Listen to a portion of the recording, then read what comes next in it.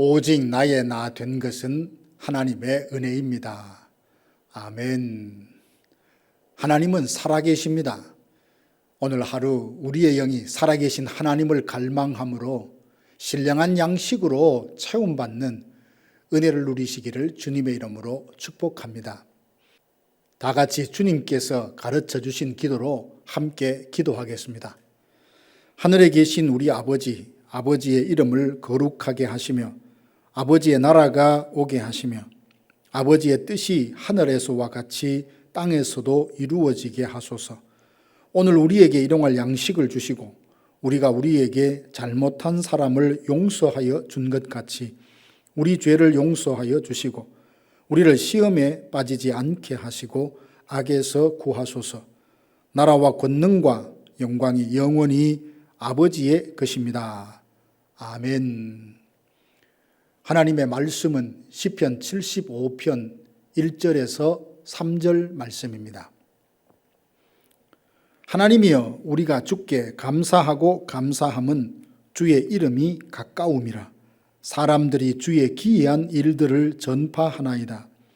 주의 말씀이 내가 정한 기약이 이르면 내가 바르게 심판하리니 땅의 기둥은 내가 세웠거니와 땅과 그 모든 주민이 소멸되리라 하시도다. 아멘. 오늘은 시편 75편 말씀을 통해서 하나님의 공의로운 심판에 대해서 함께 묵상해 보기 원합니다.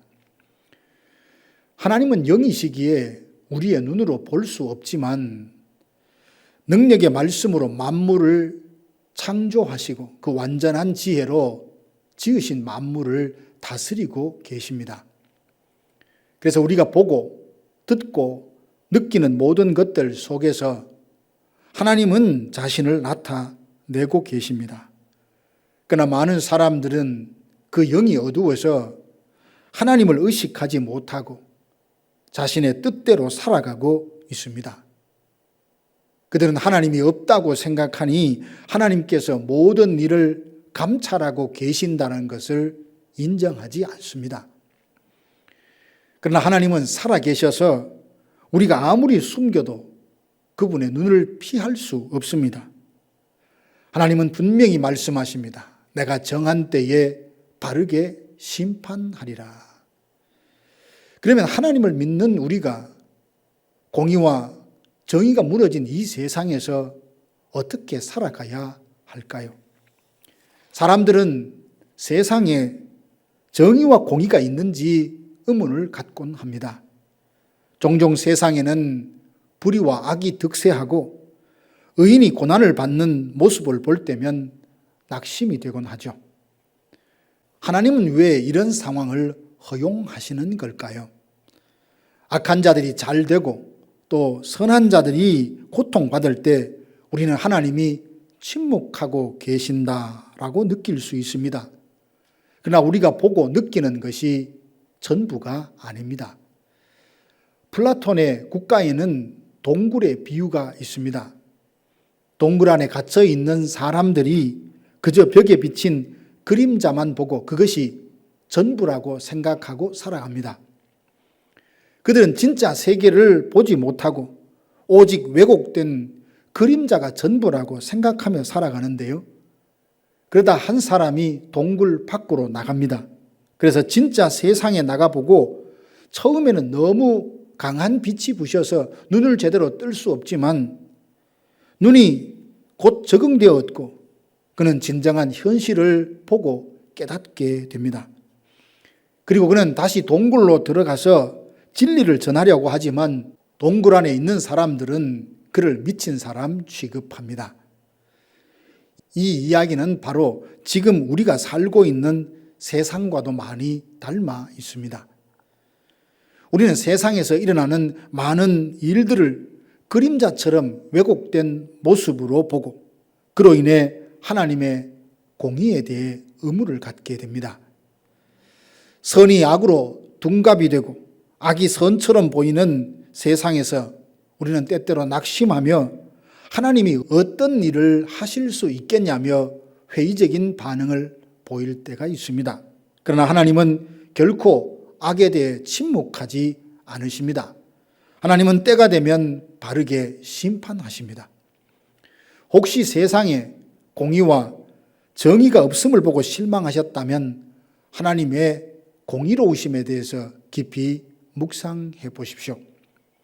오늘 본문 2절에 보니까 때가 되면 내가 바르게 심판할 것이라고 하나님께서 말씀하십니다. 우리는 세상에서 불의와 악이 일어날 때 하나님께서 이를 바로 잡으실 것인가에 대한 의문을 가질 때가 있습니다. 그러나 때가 되면 하나님은 정확하게 심판하십니다. 세상에서는 법을 잘못 적용하여서 오류를 범할 때가 있고 부패한 재판관의 구분 판결로 인해서 억울한 사람들이 생기기도 합니다. 그러나 하나님의 심판은 정확하고 공정합니다. 하나님은 의인에게 상을 주시고 악인에게는 심판을 내리십니다.